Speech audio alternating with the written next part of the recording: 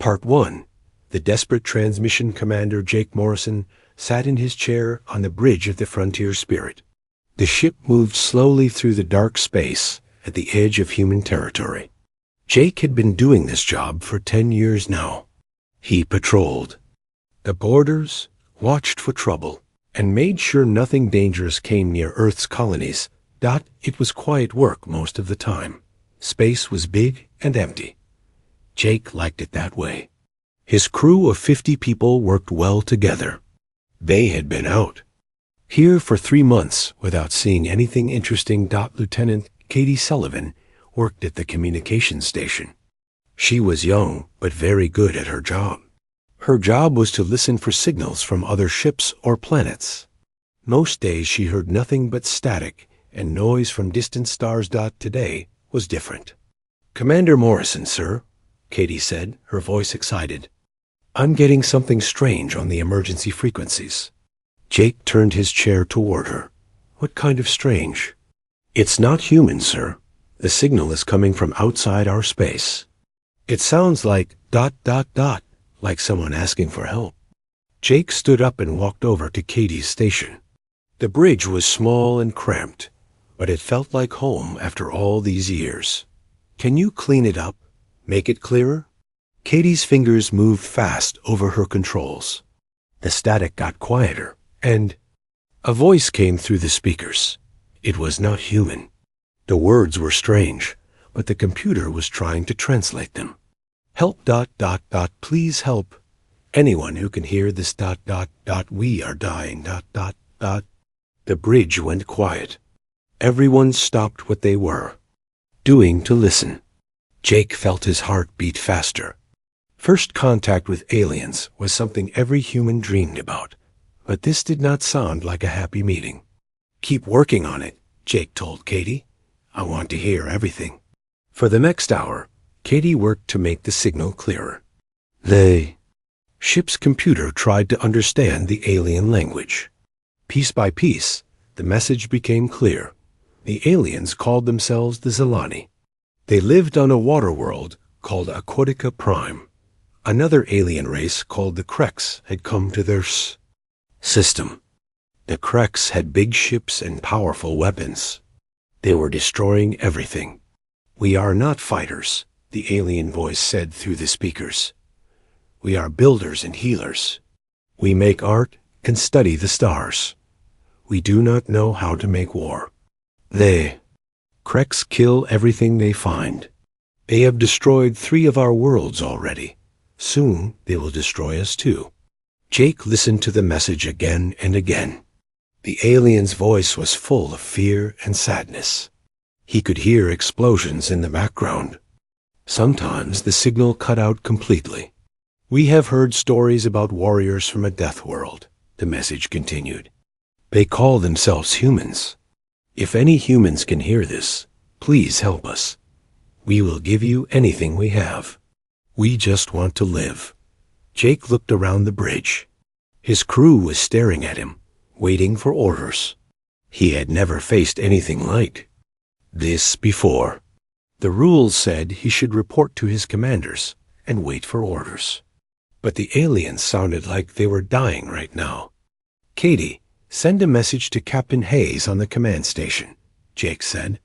"Tell her we need to talk right away." Captain Lisa Hayes appeared on the main screen 10 minutes later. She was a tough woman who had been in the space service for 20 years. She had short gray hair and sharp eyes that missed nothing. "What do you have for me, Jake?" she asked. Jake played the alien message for her. Captain Hayes listened without saying anything. Her face got more serious as the message went on. "How far away are they?" she asked when it finished. "About 2 weeks' travel at maximum speed," Jake replied. "The signal is weak, but we can follow it." Captain Hayes was quiet for a long time. Jake knew she was thinking about the rules. Humans had never met other intelligent aliens before. There were procedures to follow, reports to write, permissions to get. "Captain," Jake said quietly, "they sound like they're running out of time." "I know," she said. "I'm looking at the readings Katie sent. The background radiation suggests massive energy weapons being used. This Krex Empire is using enough firepower to destroy entire cities. Another transmission came through while they were talking. This one was shorter and more desperate. Please, if anyone can hear us. The Krex ships are coming to our home world. We have perhaps days before they arrive. Our children are hiding in the deep oceans, but even there, they will not be safe. We do not want to die. Please help us. Captain Hayes made her decision. Jake, take your ship and go. Find out what's happening. If these Zilani are really under attack, we need to know about it. But be careful.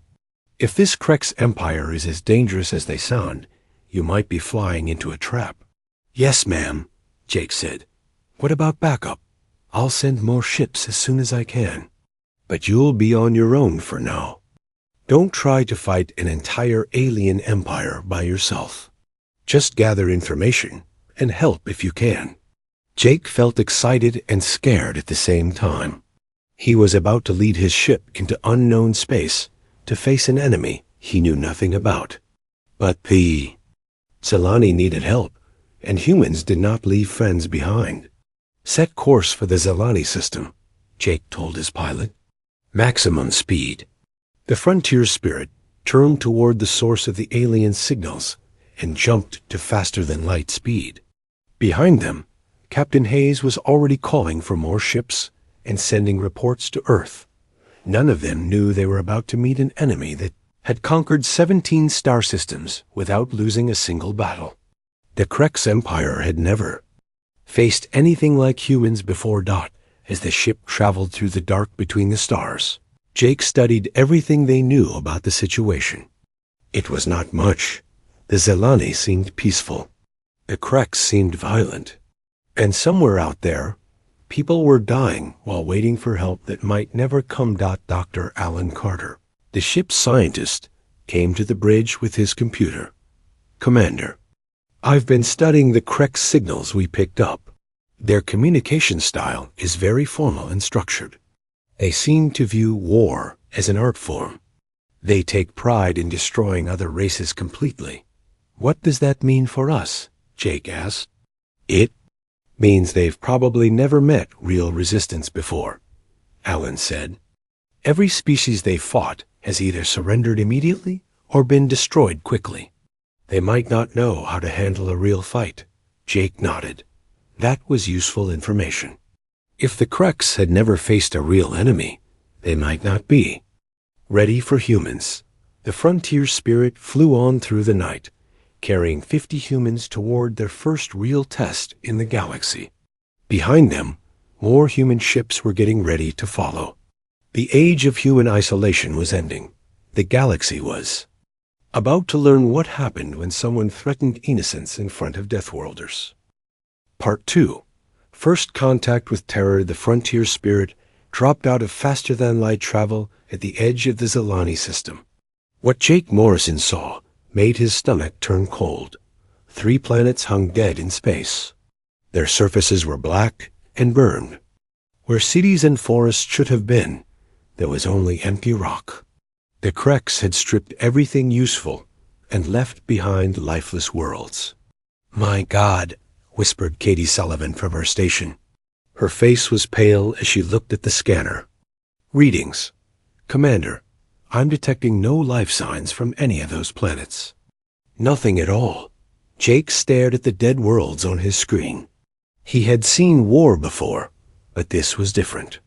This was not war. This was murder on a scale he could not understand. How many people lived on those planets?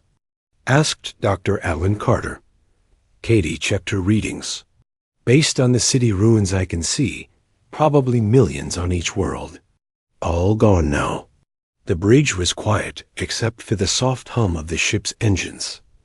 Jake's crew looked shocked and angry. They were seeing what happened when the Krex Empire decided to take a star system. Sir, said Lieutenant Ryan Brooks from the engineering station, I'm picking up energy readings from the 4th planet. It's the water world Aquatica Prime. There are signs of life in the deep oceans. Jake felt a small bit of hope. The Zelani? Yes, sir. They're hiding underwater. But I'm also detecting a large fleet in orbit around their planet. Those ships are not Zelani design. The Krex, Jake said quietly. How many ships? Ryan worked his controls for a moment. At least 50 large vessels, sir. And they're armed with the same weapons that did this to the other planets. Jake looked at his small ship's crew. The Frontier Spirit had good weapons and shields, but they were just one ship against 50. Still, the Zelani were counting on them. Katie, can you contact the Zelani?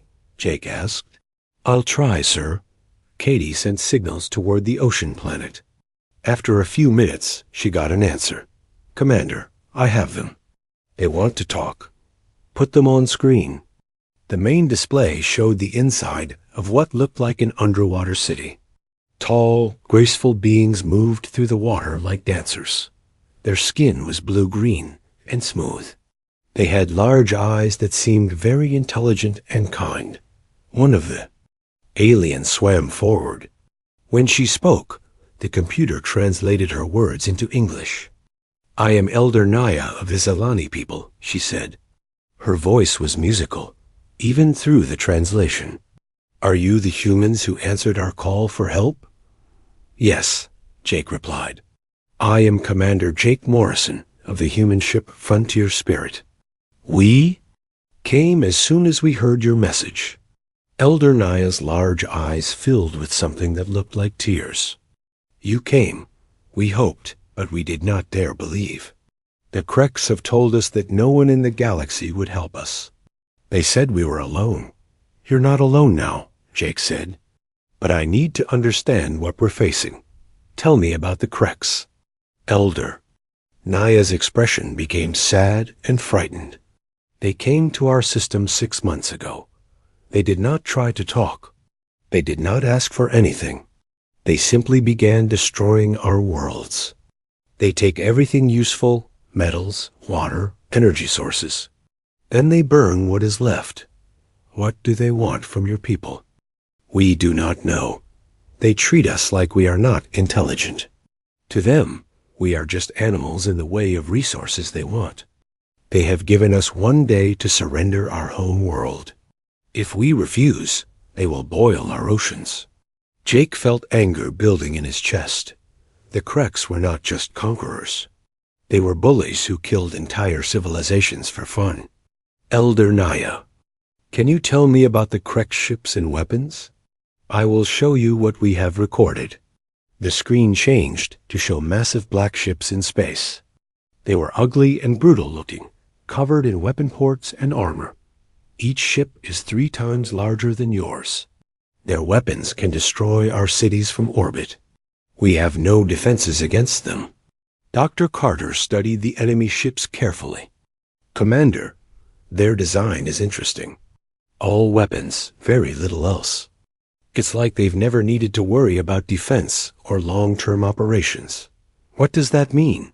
Jake asked. It means they win their wars fast, Alan replied. They've probably never fought an enemy that could fight back effectively. Elder. Naya looked confused. You speak as if you can fight them. But they have destroyed 17 star systems. No one has ever defeated them. Jake smiled grimly. Elder Naya, has anyone ever told you about Earth? Your home world? No, we know nothing about it. Earth is what we call a death world. Almost everything on our planet tries to kill us. We have storms that can destroy cities, predators that hunt in packs, diseases that wipe out entire populations, and natural disasters that change the shape of continents. We survived by becoming very good at fighting. Elder Naya looked amazed. Your world sounds terrible. How do you live there? We adapt. We overcome. We never give up. Those are the things that make humans dangerous to our enemies. Suddenly, Katie's station started beeping rapidly. Commander, I'm getting incoming signals from the Krex fleet. They know we're here. The main screen changed to show a huge alien face.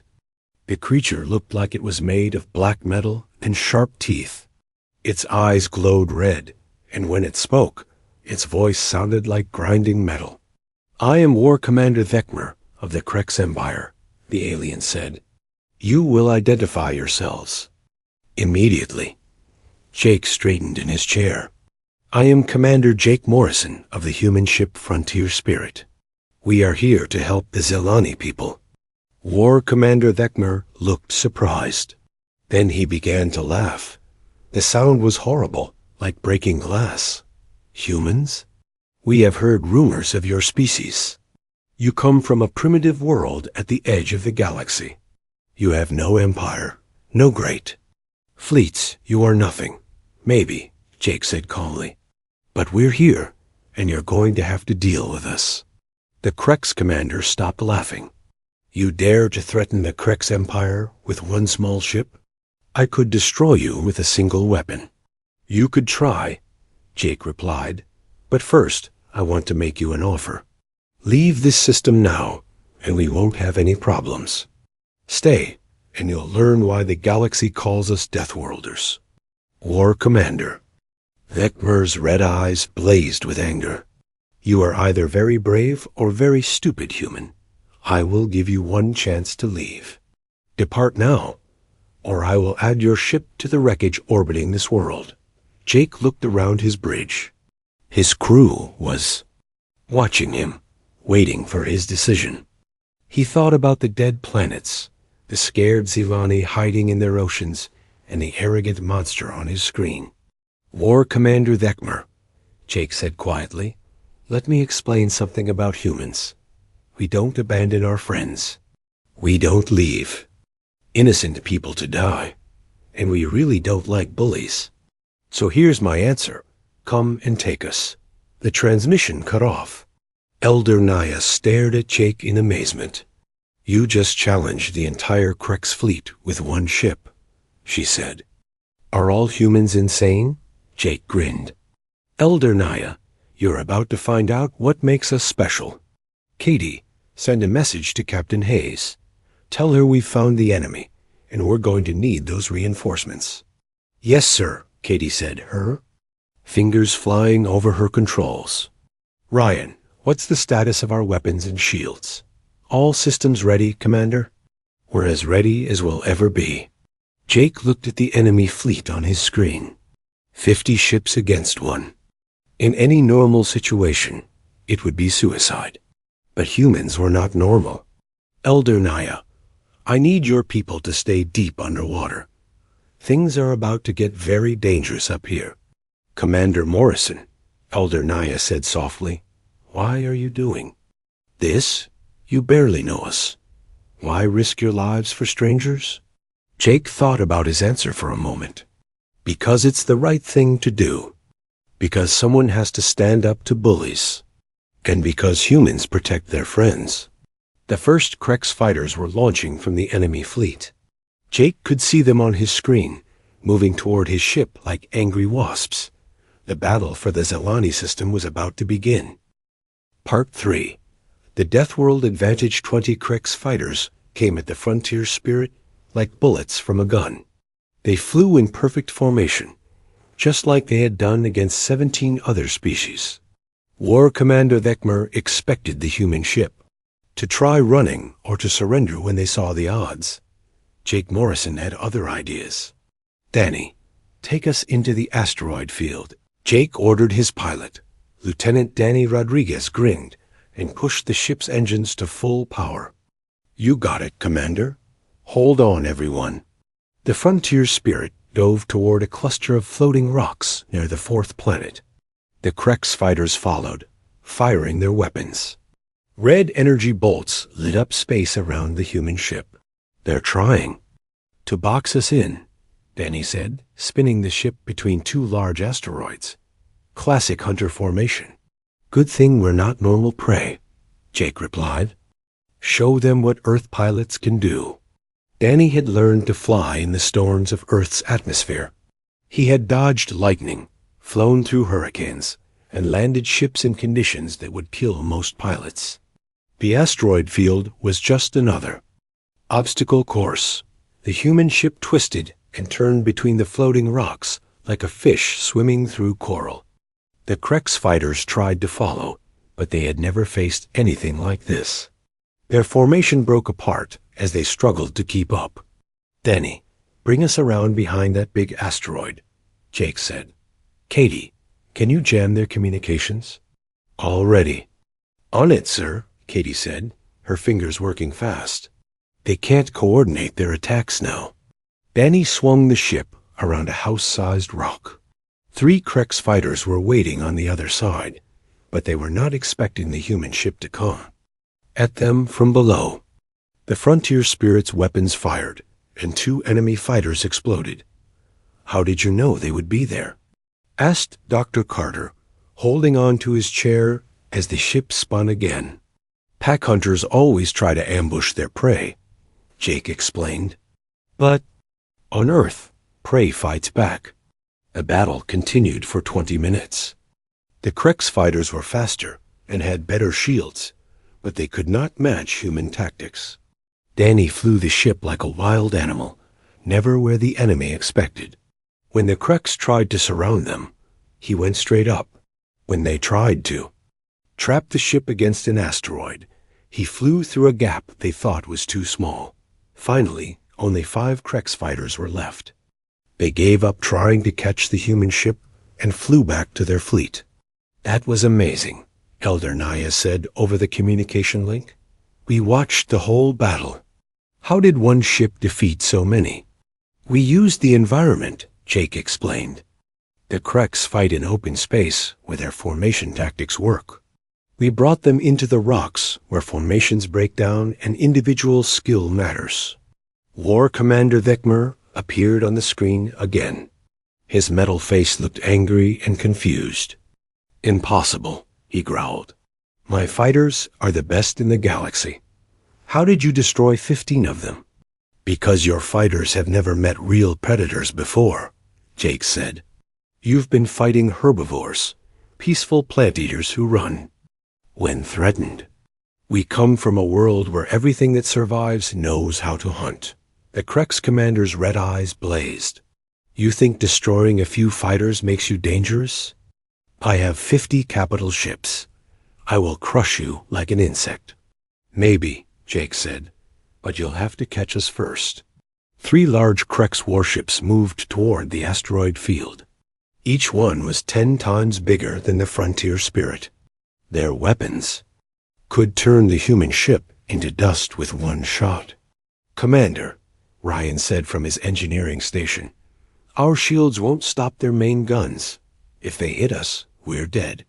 "Then we don't let them hit us," Jake replied. "Danny, take us deeper. Into the asteroids." "Ryan, I need you to do something creative with our engines." "What do you have in mind, sir?" Jake smiled. "We're going to teach these bullies about guerrilla warfare." For the next hour, the frontier spirit played hide and seek with the Krex warships. The big enemy vessels tried to blast the asteroids apart to reach the human ship, but there were thousands of rocks to hide behind. Every time they destroyed one asteroid, the human ship was already behind another one. Meanwhile, Ryan worked his engineering magic. He found ways to mask the ship's energy signature, making it almost impossible to track. He also figured out how to overload the ship's weapons for short bursts of extra power. "I've got an idea," Ryan said. "Commander, if we can get close to one of their ships, I can attach a bomb to their hull.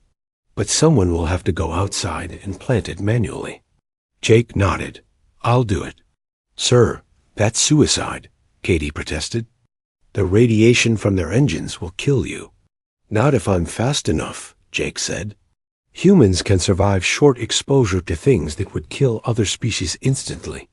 It's one of the advantages of coming from a death world." Dr. Carter brought Jake a special spacesuit with extra radiation shielding. "This will buy you maybe 10 minutes," he said. "Don't take any longer than that." Danny flew the ship close to the largest Krex warship. The enemy vessel was so big it blocked out the stars. Jake put on his spacesuit and went to the airlock. Katie, create some kind of distraction, he said. I need them looking the other way. Katie sent false signals that made it look like human reinforcements were arriving. The Krek ship turned its sensors toward empty space, searching for the new threat. Jake opened the airlock and pushed himself toward the enemy ship. Space around the Krek's vessel was filled with deadly radiation and electromagnetic fields that would cook most aliens in seconds. Jake felt the heat through his suit, but he kept moving. He reached the enemy ship's hull and attached Ryan's bomb to what looked like an important system. The device was small but powerful, designed to overload the ship's main reactor. Getting back to his own ship was harder. The Kreks had realized something was wrong and were scanning for intruders. Jake had to dodge searchlights and weapon fire as he flew through space using his suit's small rockets. Got him, Danny said, catching Jake with the ship's tractor beam and pulling him into the airlock. Jake collapsed as soon as he was inside. His suit's radiation detector was screaming warnings. Dr. Carter rushed to check him over. You're going to be sick for a few days, Alan said, but you'll live. The radiation exposure was just under the lethal limit. Worth it, Jake gasped. Ryan, detonate the bomb. The explosion lit up space like a small sun. The Krek's warship's shields failed, and its weapons went offline. The massive vessel began to drift helplessly. Impossible. War Commander Vecmer screamed over the communication channel. How did you sabotage my ship? Easy, Jake said, still breathing hard. We got close enough to touch it. Most species can't survive in the radiation field around your engines. But humans evolved on a world that tried to kill us every day. A little radiation is nothing new. The other two Krek's warships pulled back, suddenly cautious. They had never faced an enemy crazy enough to manually plant bombs on their hulls. This is interesting, Dr. Carter said, studying the readings from the damaged Krek ship. Commander, their technology is very advanced, but it's not designed for defense. Look at these scans. All of their ship systems are focused on offense. They've never needed strong shields or armor because no one ever fights back effectively. Jake nodded, understanding. They're used to prey that runs or surrenders. They don't know how to handle predators. Elder Naya's voice came over the communication system. Commander Morrison, my people are watching your battle from the ocean depths. We have never seen anything like this. How do you fight without fear? We do feel fear, Jake replied. Fear keeps us alive, but we don't let it stop us from doing what's right. That's what separates predators from prey. Suddenly, Katie's instruments lit up with new signals. Commander, I'm getting readings of more ships entering the system. Big ones. Jake felt his heart sink. If more Krek ships were arriving, his small vessel could not handle them all. But then Katie smiled. Sir, they're human ships. Captain Hayes sent the cavalry. On the main screen, Jake saw the most beautiful sight in the galaxy. 5 human warships dropped out of faster-than-light travel at the edge of the system. Leading them was the heavy cruiser Iron Thunder, commanded by Jake's old friend Captain Sam Parker. Sam's voice came over the communication channel. Sorry we're late, Jake. We brought some friends to even the odds. War Commander Vecmer stared at the new arrivals. For the first time since the battle began, he looked worried. This changes nothing, he growled. 6 ships against 49. You are still outnumbered. Maybe, Jake said, feeling stronger as the radiation sickness faded. But now you're facing a pack of Deathworlders instead of just one. Let's see how your perfect tactics work against that. The real battle was about to begin. The Krek's Empire was about to learn why the galaxy feared creatures from Death Worlds. Part 4. The hunters become the hunted. Captain Sam Parker's fleet spread out across the Zelani system like wolves surrounding their prey. The human ships moved in patterns that made no sense to War Commander Vecmer. Instead of forming a battle, lying like civilized warriors, they scattered in all directions. What are they doing? Vecmer demanded of his tactical officer. This is not proper fleet formation. They will be destroyed individually. His officer studied the scanner readings with confusion. War Commander, I do not understand their strategy. They appear to be ... hunting us. Jake Morrison watched from the bridge of the frontier spirit as his fellow humans took control of the battlefield. Captain Hayes had sent more than just ships. She had sent specialists. Jake, good to see you in one piece, Sam Parker said over the communication link. I brought some friends who wanted to meet these Krex bullies. The heavy cruiser Iron Thunder was twice the size of the frontier spirit and carried enough weapons to destroy a small moon. But Sam had brought more than firepower. He had brought Lieutenant Colonel Amy Foster, the best demolition expert in the human fleet, and Commander Alex Turner, who had earned his reputation fighting pirates in the outer systems. What's the situation? Sam asked. The Krex are used to easy victories, Jake explained. They form up in standard battle formations and overwhelm the enemy with superior numbers and firepower. They've never fought anyone who fights back intelligently. Perfect, Amy Foster said from the Iron Thunder. I love teaching bullies new tricks. Alex, are your fighter pilots ready? Commander Turner's voice came from his carrier ship, the Storm. Hawk, my pilots have been studying the sensor records from Jake's fight. We think we know how to handle Krex fighters now. War Commander Vecmer decided to end the human threat quickly. He ordered 30 of his warships to attack the scattered human vessels. The Krex fleet moved forward in their traditional formation, a wall of heavily armed ships that had crushed every enemy they had ever faced. What happened next would be studied in military schools across the galaxy for generations. The human ships did not try to meet the Krex formation head-on. Instead, they did something that confused and terrified their enemies. They ran away, but they did not run in a straight line like frightened prey. They ran in different directions, splitting up the Krex fleet. Some human ships dove toward planets, others headed for asteroid fields, and a few seemed to disappear completely. Cowards, Vecmer roared. They flee like the weak creatures they are. Pursue them all, destroy them one by one. His fleet spread out to chase the humans. This was exactly what the humans wanted. Commander Turner's fighters struck. First, they came out of hiding behind a moon and hit a group of Krex ships that had separated from the main fleet. The human pilots used the same tactics that had worked for Jake: environmental warfare and pack hunting. The Krex ships found themselves fighting in the gravity well of a planet where their heavy vessels moved slowly. Turner's fighters were faster and more agile. They darted in and out like angry wasps, hitting weak points and then vanishing before the enemy could respond. Impossible, one Krex captain transmitted. How do they know where our vulnerable spots are? Dr. Carter had been busy while the human fleet traveled to the Zilani system. He had studied every piece of information about Krex technology they had captured. He knew their ships better than some Krex engineers did. Their shield generators are on the bottom of their hulls, he told the fighter pilots. Hit them there, and their defenses collapse. 8 Krex warships were destroyed in the first attack. The survivors tried to regroup, but then Lieutenant Colonel Foster struck.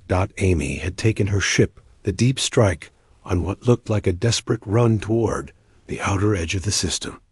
3 Krex vessels chased her, thinking they had an easy target. They were wrong. Amy led them past what looked like empty space. But she had left something there earlier, mines that were almost impossible to detect. The Krex ships flew right into the trap.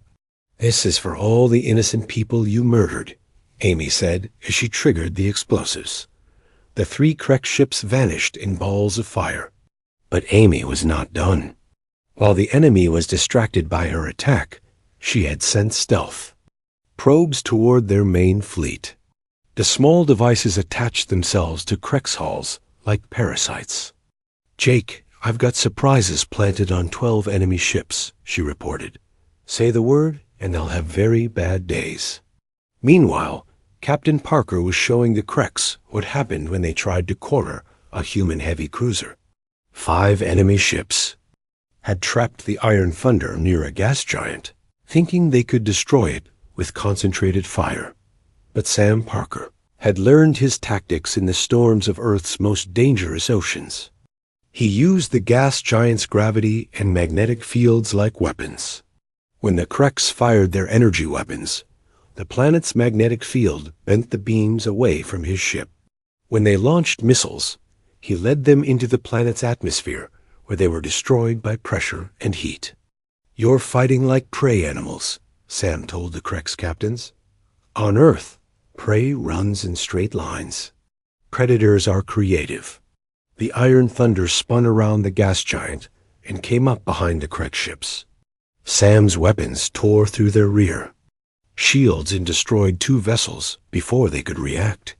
War Commander Vekmer watched his perfect fleet fall apart. In 30 minutes of fighting, he had lost 18 ships. The humans had lost none. "This is impossible," he screamed at his officers. "They are using tactics that make no sense. How do we fight enemies that do not follow the rules of war?" "Perhaps," his tactical officer said quietly, "they are using their own rules." The Krek's commander opened a channel to all human ships. His metal face was twisted with rage and confusion. "Stop this madness," he demanded. "Fight us properly. Form battle lines. Meet us in honorable combat." Jake Morrison answered for all the humans. "War Commander, let me explain something about Earth military tactics. We don't fight fair. We fight to win. Fair fights are for sports. This is war. You are cowards and cheaters," Vekmer snarled. "No," Captain Parker said calmly. "We're survivors." There's a difference. The Krek's fleet was in chaos now. Ship captains were demanding orders, but Vekmer had no answers. His tactics worked against civilized enemies who fought by the rules. These humans fought like wild animals. Elder Naya contacted Jake from her underwater city. "Commander Morrison, we are watching the battle. The Kreks seem ... confused. They do not know how to respond to your attacks." "That's the idea," Jake replied. "They've won every battle for so long. They've forgotten how to adapt when things go wrong." Dr. Carter had been studying the enemy communications that Katie intercepted. "Commander, I'm seeing something interesting. The Krek's captains are starting to panic. They're asking for permission to retreat. What's Vekmer telling them? He's refusing to believe they can lose. He's ordering them to keep fighting, but his officers are starting to question his commands." Jake smiled. This was exactly what he had hoped for. "Amy, detonate half of your surprises. Let's give them something to really worry about." 6 Kreks. Ships exploded simultaneously across the battlefield. The remaining enemy vessels stopped their attacks and clustered together defensively. "Sam, Alex, pull back and regroup," Jake ordered. "Let them think about what just happened." The human ships withdrew to a safe distance. The surviving Krek's fleet huddled together like scared children. "Why are we retreating?" asked Commander Turner. "We're winning." "Because scared enemies make mistakes," Jake explained. "And we want them to make a very big mistake." War Commander Vekmer was indeed making mistakes. His rage had clouded his judgment. Instead of cutting his losses and retreating to get reinforcements, he decided to stake everything on one massive attack. All ships formed the grand battle formation. He ordered his remaining 31 vessels. "We will crush these insects with overwhelming force." The Krek's fleet arranged itself in a perfect cone formation that had destroyed entire civilizations. It was beautiful, precise, and completely predictable. Jake watched the enemy formation through his sensors and grinned. Sam, Amy, Alex, they just gave us exactly what we need. What's the plan? Captain Parker asked. They're thinking like conquerors, not like warriors, Jake explained. Conquerors expect their enemies to be afraid. Warriors know that cornered predators are the most dangerous. Dr. Carter had been working with Zelani scientists through the communication link. Elder Naya's people were not fighters, but they were brilliant engineers and biologists. Commander, Alan said excitedly, the Zelani have created something amazing. They've been growing specialized organisms that can survive in space for short periods. If we can get them close to the Krek ships... What will they do? Jake asked. They eat metal, Elder Naya explained over the communication channel. We designed them to clean pollution from our oceans, but Dr. Carter thinks they could damage Krek's hull armor. Jake felt a surge of admiration for the peaceful aliens. Even when facing extinction, they found ways to help instead of just hiding. How do we deploy them? He asked. Our submarines can launch them in specially designed pods, Elder Naya said. But someone will need to distract the Krek's fleet while we position ourselves. Leave that to us, Jake said. Sam, I need you to do something crazy. I'm listening. Take the Iron Thunder straight at their formation. Make them think you're desperate. Part 5. When predators meet apex predators 6 months after the Battle of Aquatica Prime, Admiral Jake Morrison stood on the bridge of the new human dreadnought Defiance. The ship was 3 times larger than his old frontier Spirit and carried enough firepower to destroy a small fleet. But it was not the biggest ship in the human armada that now filled space around the Krek's home system. Admiral Beth Coleman commanded the human task force from her flagship, the massive carrier Earth's Fury. She was a veteran of the corporate wars and knew how to fight enemies who thought they were unbeatable. Status report, Beth asked her staff. 47 human ships ready for battle, reported her tactical officer, plus 30 Zelani bioships and support vessels from 12 other liberated worlds.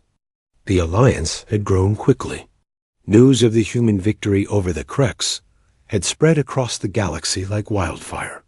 Species that had been conquered or threatened by the Empire began to fight back. They looked to humans for leadership and training. Elder Naya floated in her command chamber aboard the Zelani flagship Deep Current. The peaceful aliens had surprised everyone by becoming fierce warriors when properly motivated. Their bioships could heal themselves during battle and carried weapons that adapted to enemy defenses. Admiral Morrison, Naya said over the communication channel, our scouts report that the Krek's home fleet is larger than we expected. Over 200 ships defend their capital world. Jake nodded. He had expected this to be the hardest fight of the war. How are our allies holding up? The Thraxan bird people are eager for revenge, reported Captain Parker from the Iron Thunder. The Kreks enslaved their colonies for 50 years. They want payback. The Corvin rock creatures are ready too, added Commander Turner. They may be slow, but their ships are nearly indestructible. Dr. Carter, now promoted to Admiral and serving as head of alien relations, had spent months building the coalition. Admiral, we have 17 different species working together. That's never happened before in galactic history. It happened because someone had to stand up to the bullies, Jake replied. The question is, can we finish what we started? On the main screen, the Krek's home system looked like a fortress. Massive space stations surrounded the capital world. Defense platforms covered the entire star system. The Kreks had been building these defenses for 1,000 years. Supreme, War Commander Vexstar ruled the Krek's empire from his fortress world. He was older and smarter than Vecmar had been. When news of the defeat at Aquatica Prime reached him, he had not raged or made threats. He had quietly begun preparing for the humans to come to him. Let them come, he told his generals. Here, in our own system, we have every advantage. They may have won a few battles, but they cannot defeat the full might of our empire. But Vextar had made the same mistake that every Krex leader made. He thought like a conqueror, not like a warrior. He expected the humans to attack his strongest points and try to fight fair. Admiral Coleman had other plans. Jake, take your battle group and attack the outer defense ring, she ordered. Make them think that's our main assault. What are you really planning? Jake asked. Beth smiled coldly. Something the Krex will never expect. We're not going to fight their fleet at all. The human task force split into 3 groups. Jake's ships attacked the space stations on the edge of the system. Captain Parker led a second group against the defense platforms. Both attacks looked like serious attempts to break through the Krex defenses. The Krex responded exactly as Beth had hoped. They moved their mobile fleet to reinforce the threatened positions. Supreme War Commander Vextar felt pleased with himself.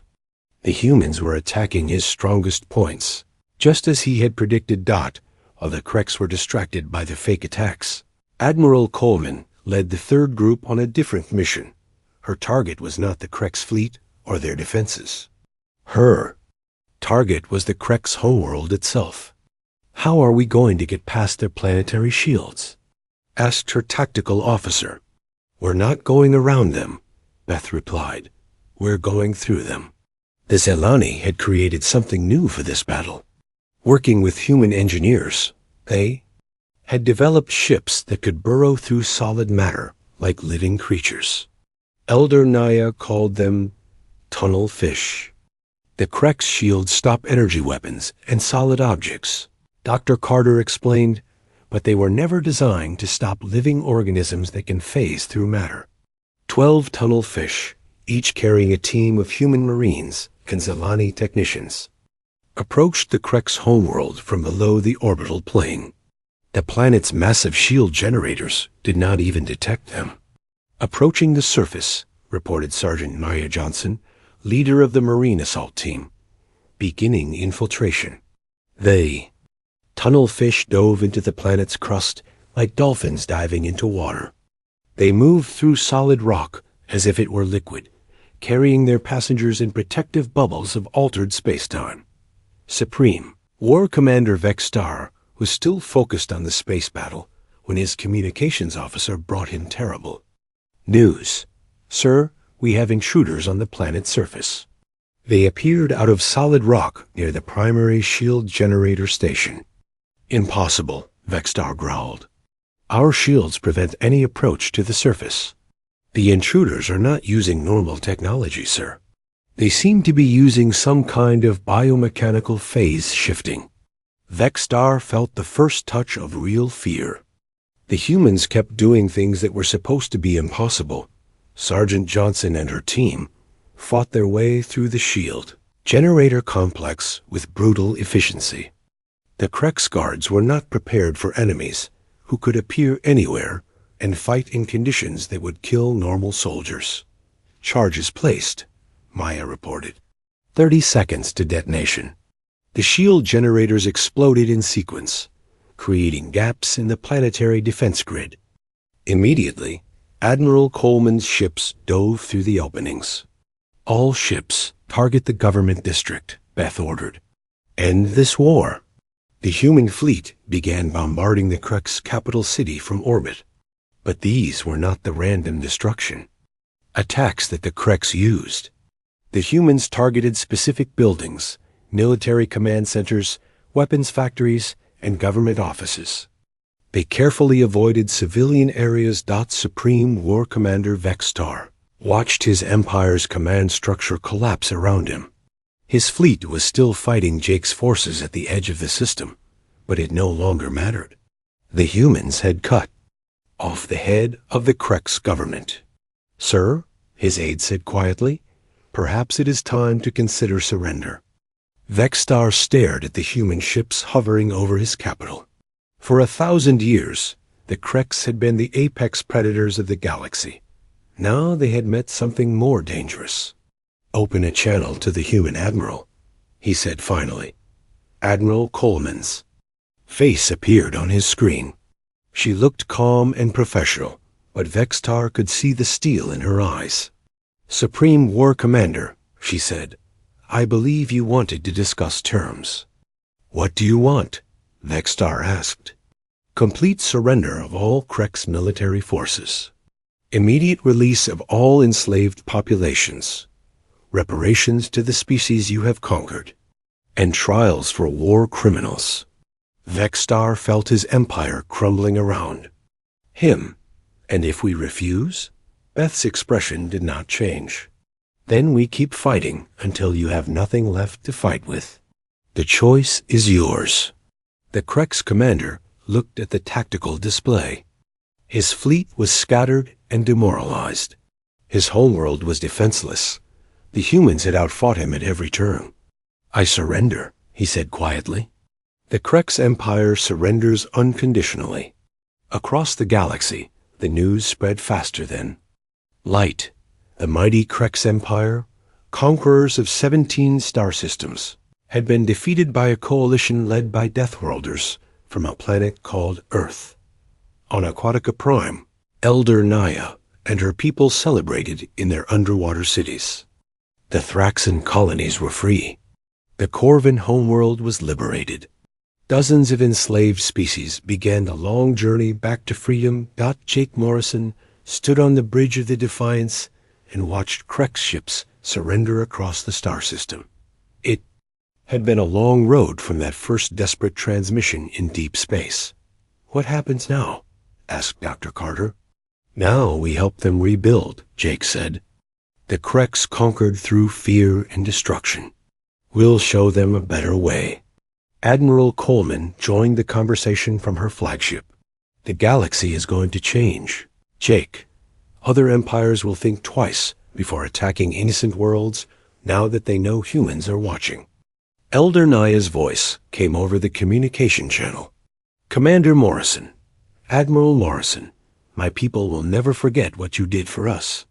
You taught us that even predators can choose to protect instead of destroy." Jake smiled. "You taught you something too, Elder Naya. You showed us that the strongest species are often the gentlest ones, and that sometimes the best way to fight monsters is to remember what we're fighting for." In the months that followed, human ships patrolled the Shu, former Krek's territories, helping freed worlds rebuild and protecting them from other threats. The Interspecies Defense Alliance grew stronger each day, united by the simple idea that bullies should not be allowed to win. The galaxy learned to respect the Deathworlders from Earth. But more importantly, it learned that humans were not just destroyers. They were protectors, builders, and friends to those who needed help. And whenever a distress signal reached human space, whenever innocent people cried out for aid, the answer was always the same. The Deathworlders would come.